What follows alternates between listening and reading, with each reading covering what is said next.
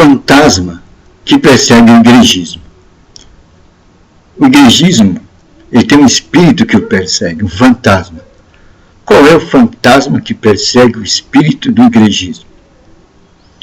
É o fantasma da divisão.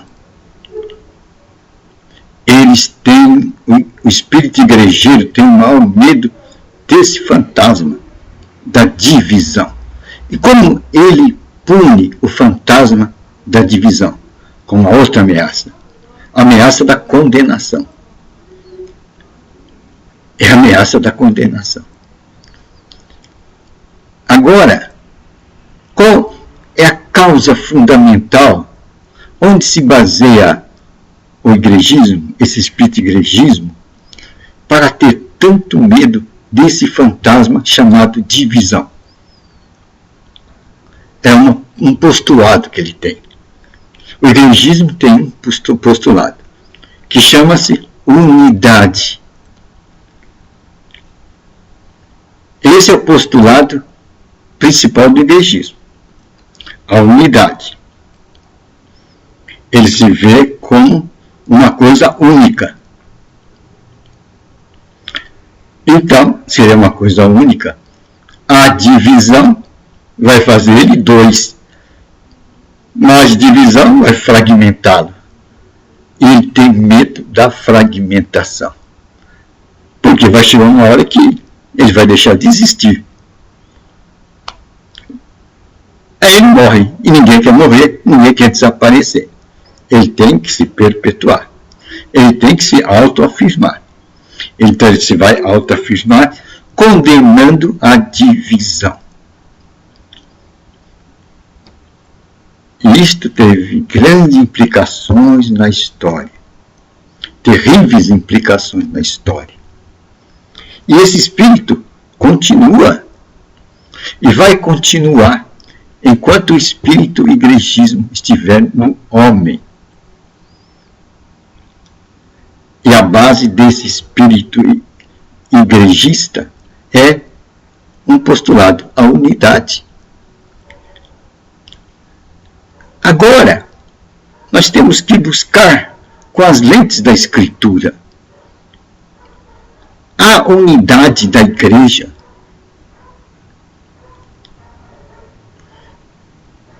Aí então temos que ir até o parâmetro mais geral que tem na igreja, Jesus Cristo.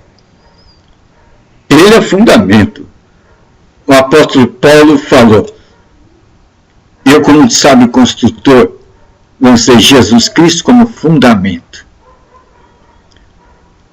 E é sobre este fundamento que a igreja deve ser edificada.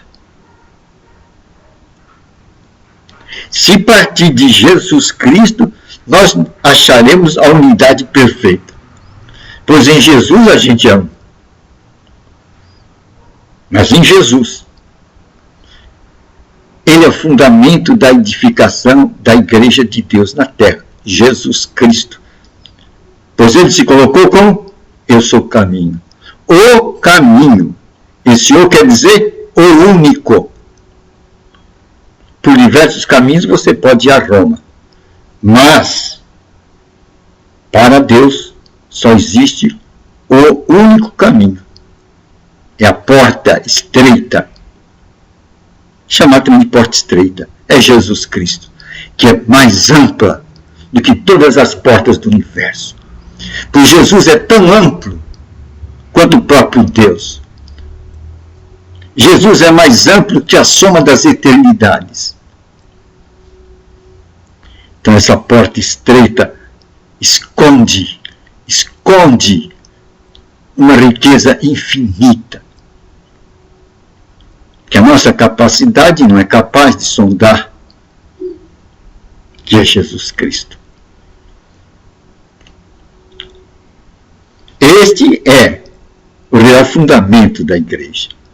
Este é que vai dar unidade para a igreja. Mas falando sobre a igreja, o que Jesus Cristo disse? É aí que a gente vai encontrar a base para dizer o que eu estou dizendo. Lá na parábola das virgens, Ali está a fala de Jesus Cristo, a sua visão da igreja. E Jesus, na sua visão, não vai ver uma unidade na igreja. Pois a igreja, ela vai ter 2 ramos dentro dela. Esta é a fala de Jesus Cristo, quando ele coloca a visão das virgens. E dá para se perceber perfeitamente na visão das virgens que elas significam a igreja. As virgens puras. Jesus está dizendo que aqui que as virgens são puras. E que elas caminham juntas. E que elas têm algo de comum. A lanterna. E as lanternas brilham. E nessa caminhada, elas estão juntas. Até uma determinada instância. E essa instância de Jesus Cristo, que é alta hora da madrugada. Alta hora da madrugada. A tal ponto que elas estão dormindo. Elas dormem juntas. Mas só que a partir de um momento haverá a diferença. Vai aparecer a diferença entre as virgens. E esse momento é quando soam nos ares, o noivo chegou. Elas vão acordar atordoadas porque estavam dormindo e a diferença apareceu. 50% das virgens, a lâmpada está brilhando. E essas aí se arrumam e vão para o caminho do anúncio da chegada do noivo. E estas vão encontrar as portas abertas da eternidade e vão ingressar para lá. Agora, o que aconteceu com as outras? Ficaram. Por que ficaram? Qual a causa fundamental? A luz dela não estava brilhando. A luz dela não estava brilhando. A luz dela não estava brilhando. Por que não brilhava? Apagou. Agora, cá com os meus botões, eu penso, por que apagou? E apagando, elas não podiam seguir pelo caminho das outras. Num caminho natural, eu seguiria a outra. A minha não está brilhando, mas eu vou seguindo a outra. Eu vou seguir. Mas nesse caminho, elas não podiam seguir a outra. E isso está dizendo uma intimidade dessa luz. As outras tinham uma luz que era uma coisa íntima, que só brilhava para elas. Esta daí, elas não podiam seguir a luz daquelas que tinham o óleo. Não podiam. A luz só brilhava para elas. É uma coisa interna. É uma coisa íntima. Então daí, com meus botões, é o Espírito Santo. É a luz do Espírito Santo. É uma coisa íntima. É um relacionamento pessoal. É um relacionamento íntimo. É um trato íntimo. O Espírito Santo trata conosco na nossa intimidade, na nossa busca diária. É a busca diária. É seguindo aquele princípio de Jesus Cristo. Buscar em primeiro lugar o reino de Deus e a sua justiça. Buscar em primeiro lugar o reino de Deus e tudo mais vai te ser acrescentado. Mas coloque em primeiro lugar o reino de Deus. E aí, a sua lâmpada será acesa. É um trato íntimo. É você quem busca. É o relacionamento pessoal com o seu Deus. Isso está denotando que Deus quer um tratamento pessoal, individual, um relacionamento com cada pessoa. Não é uma luz coletiva.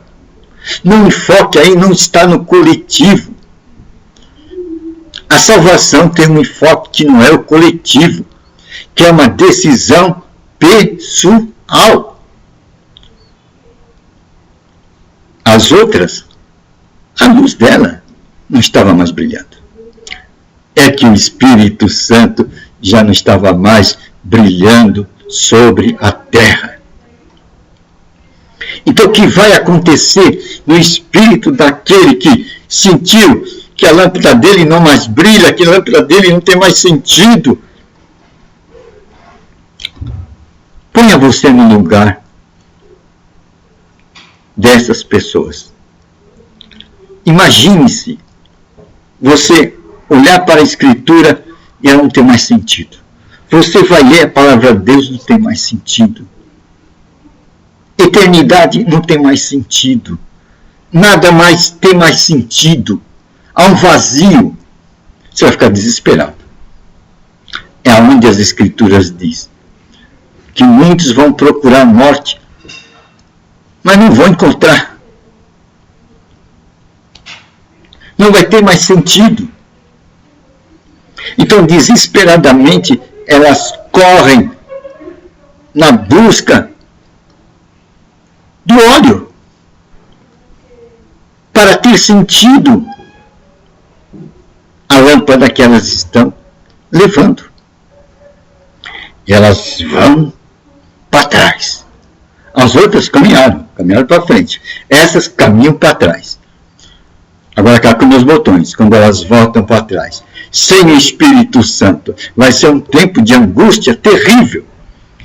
Pois nada mais tem sentido, nada mais brilha para elas, não há esperança, não há mais expectativa,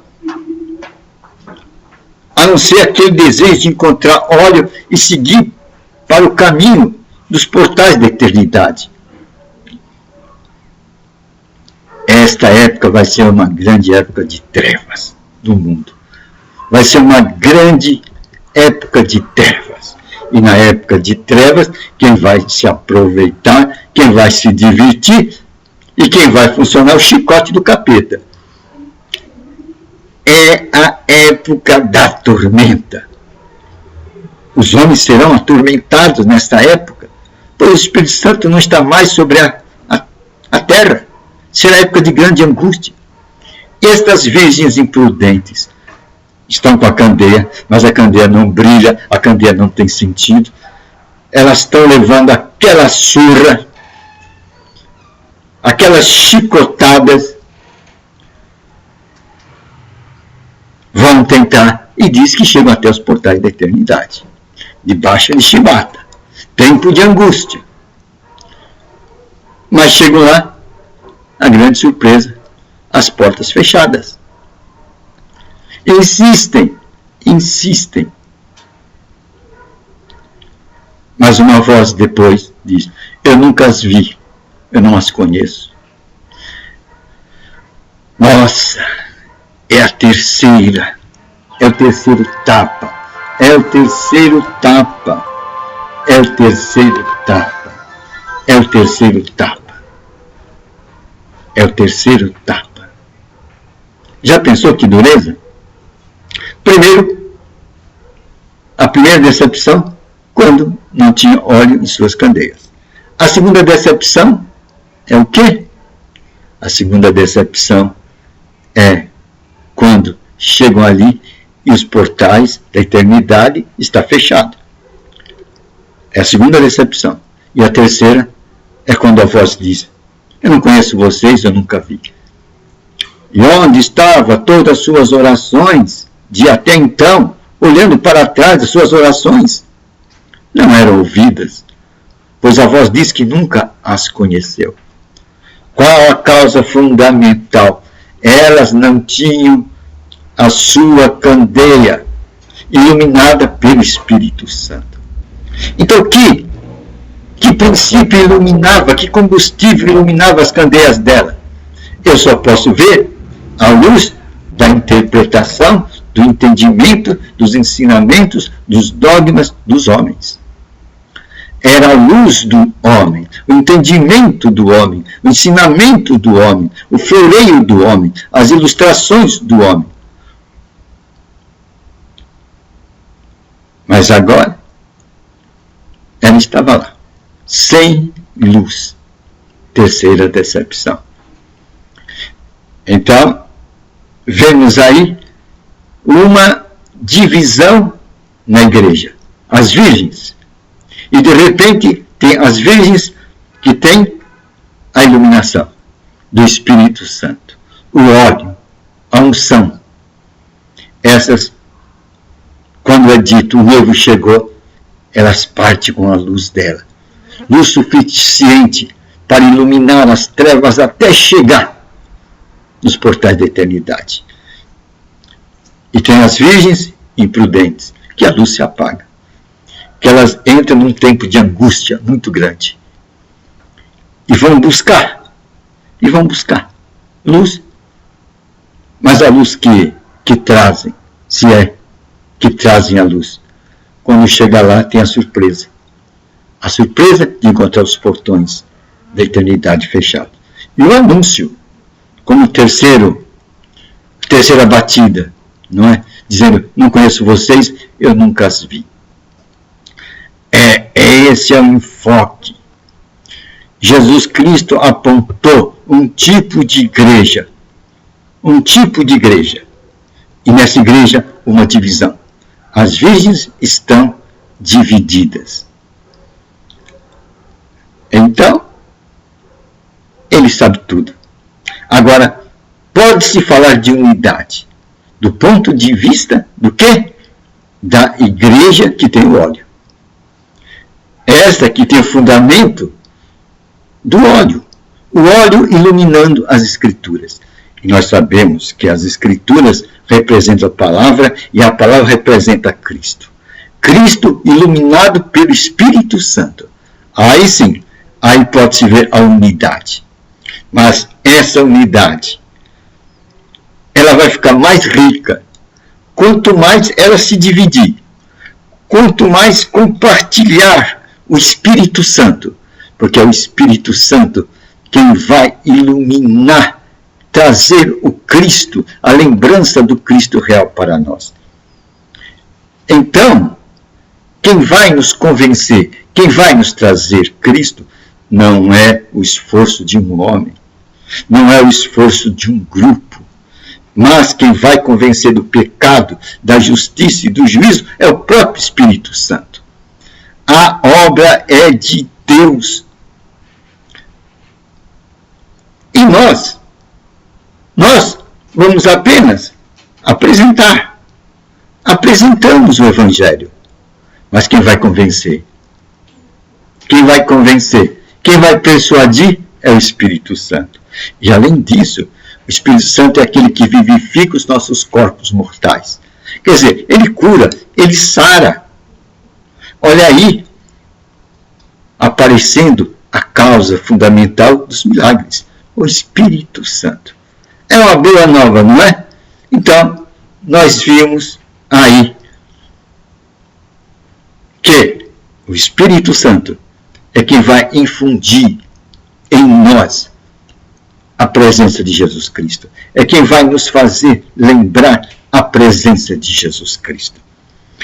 E se ele faz isso com uma pessoa, essa pessoa iluminada pelo Espírito Santo, passa para outro, passa para outro, passa para outro. E um começa a passar para os outros a sua luz.